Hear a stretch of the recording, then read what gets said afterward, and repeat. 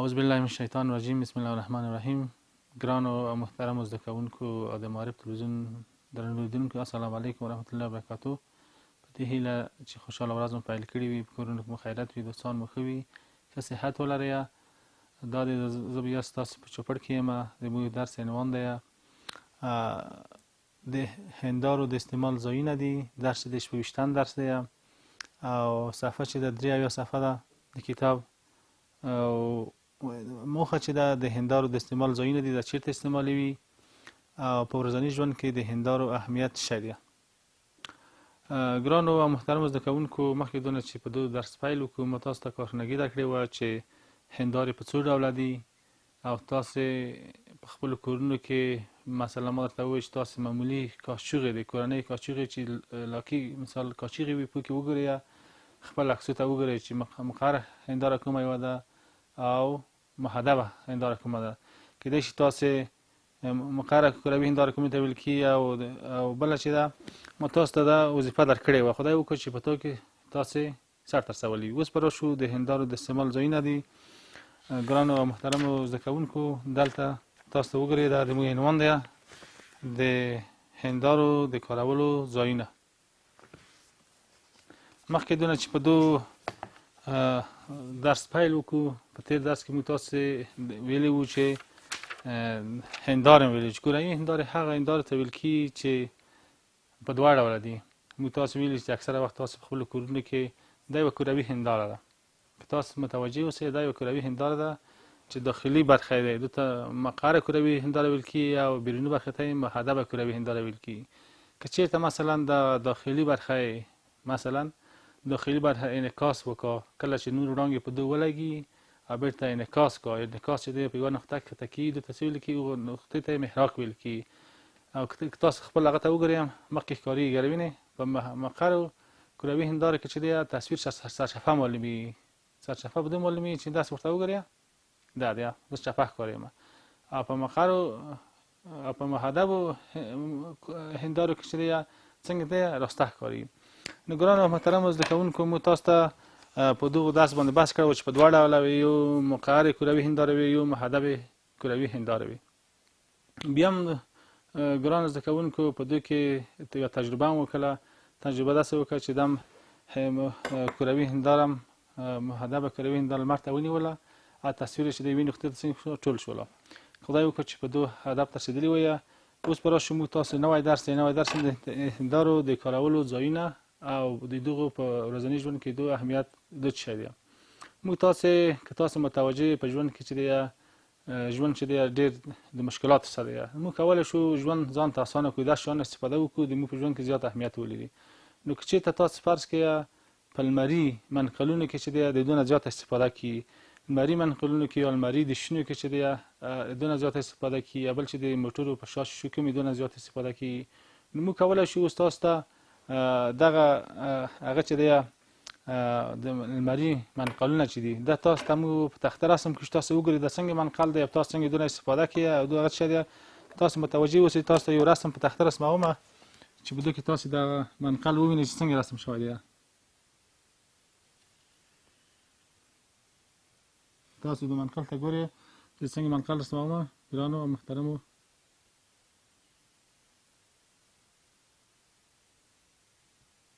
ښایي په رسم کې لږ زه به دا ډېر قوي نه یم، برابر یم. ګرانو او محترمو زده کوونکو، دغه به رسم فرض کړو چې دا به یو منقل وي، برقي منقل دی. ګرانو او محترمو زده کوونکو، غواړو چې دو د احتمال ځایونه مو تاسو ته وښیو. دغه یوه پایه ده او دغه چې دی هغه آینه ده په اصطلاح. که چېرته مثلا په دو باندې وړانګې ولګي، مستقیمه وړانګې په دو رسي، ښه ګرانو متوجه اوسئ، دا وړانګه پرې راغله او دا موازي وړانګې په دو باندې راشي، دا بله وړانګه، دا بله وړانګه پرې رسي، د لمر وړانګې په دو رسي، په دو باندې لګي.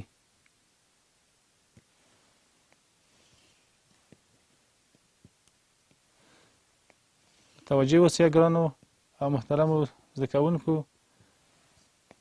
لږ به دغه هغه چې دی موازي چې وي راشي به محراق ښه تعیني. لکه مثال یوه وړه راشي غوټه راشي بیا محراق صحیح نه تایي تاسو کوشش کوئ چې دا ټول وړانګې څنګه وي موازي پرې ولګي. څومره چې محراق وسطه وي همدارنګه چې دی نور تیز وي.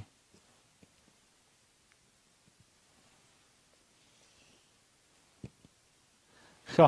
موږ تقریبا دا کفایت کوم دا وړانګې تر اوسه پورې تقریبا صحیح دي. ښه ګرانو محترمو زده کوونکو دا وړانګې چې پرې رسي دا واردې وړانګې دي ټول یعنې دا واردې وړانګې دي. ګرانو محترم زده کوونکو ماته متوجه اوسئ دا څه شی دي ټولې واردې وړانګې دي. دا چې په شیشه باندې لګي دا څنګه که بیرته انعکاس کا انعکاس یې چې دی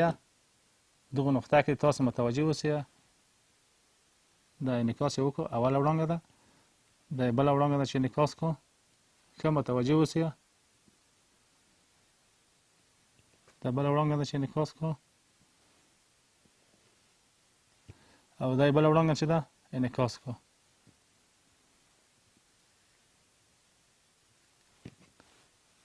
دا وړانګه انعکاس صحیح نه و متوجه اوسئ چې لږ صحیح رسم کړو چې دا د انعکاس وکړو. اوس به داخله ورته ګورئ چې دا انعکاس وکړو ټول وړانګې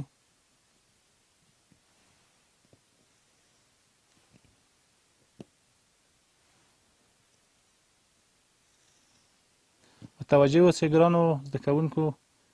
انشاءالله خدای وکړي چې زموږ رسم تاسو مفهوم واخلئ انشاءالله خدای وکړي چې ښه رسم شي. ښه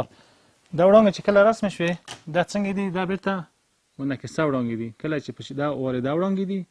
دا ټول چې دي وارده دي وارده وړانګې دي وارده وړانګې. دا قلم لږ صحیح کار نه کوم مجبور بل قلم باندې رسم کړو چې لږ تاسو ته ښه واضح وشته شي. وارده وړانګې ټولې وارده وړانګې دي. ښه اوس دلته وګورئ دا ټولې منعکسه وړانګې دي چې کله په شیشه لګېدلې دي شیشې نه څنګه دی بیرته انعکاس کړی دی.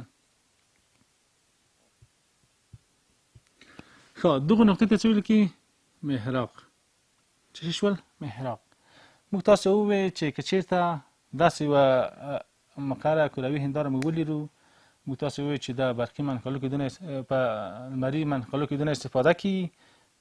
لمري منقلونو کې لمر پیسي بیرته چې کله په یوه نقطه کې کښته کېږي دې ته څه ویل کېږي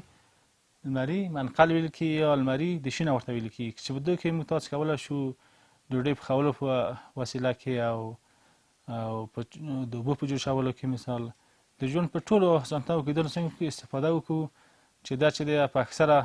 ځایونو کې په اکثره کورونو کې فعلا اوس هم استفاده ترې کېږي.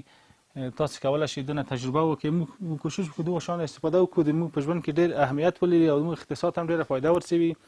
نو دا اسانه کارونه دي مثلا په کور کې تاسو کولی شئ داسې یو هغه ولرئ منقل ولرئ چې د لمري منقل دی دلته کېږدئ چای جوش په جوش کې تاسو خپل کار ورته کوئ نیم ساعت وروسته چای د جوش کوئ هم د کور کار کولی شي هم د خپل بدون د مصرفه سر ته رسولی شي. نو دغه ته ویل کېږي لمري منقلونه یا آفتابي منقلونه یا په اصطلاح لمري دیشونه یا آفتابي دیشونه ورته ویل کېږي چې دا په ژوند کې په کورونو کې موږ تاسو استفاده کوو د ژوند د خوراک لپاره دیګونه پرې کوو او اوبه پرې جوشو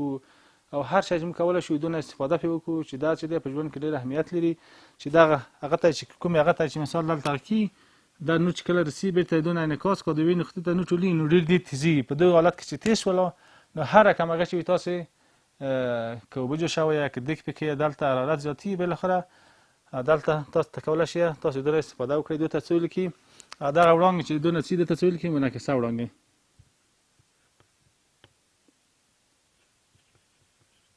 کیسه وړانګې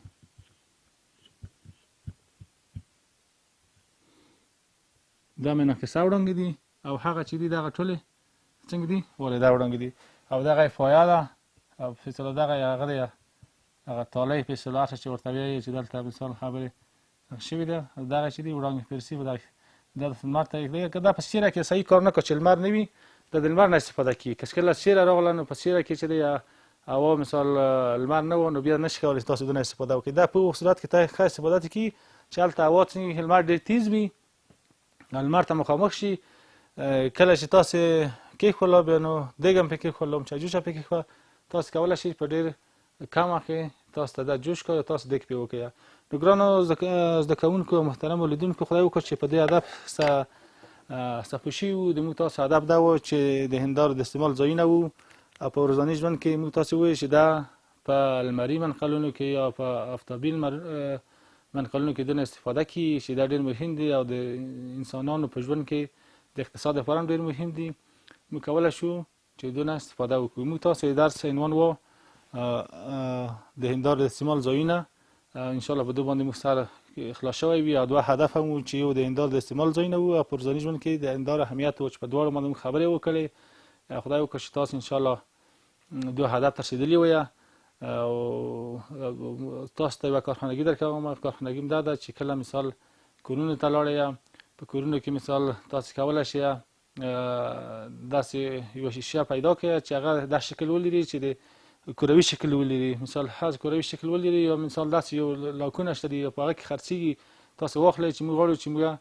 هغه جوړوو لمري منقلونه جوړوو تاسو دوکانونو ته لاړ شئ تاسو ته یو هغه درکوي کېدای شي یو داسې یو هغه غوندې شی درکړو شیشې شته دي چې غټ غټ شیشې یو داسې دوش نور انعکاس کړو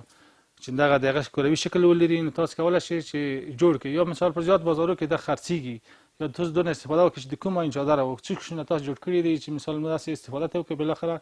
او دا کېدای شي دا تاسو د کارخانګۍ وظیفه ده او بیا چې د اقتصاد لپاره څومره مهمه ده که چېرته موږ ووینو اکثر خلک کورنۍ وضعیت ډېر خراب دی یوه کیلو ګاز چې دی مثال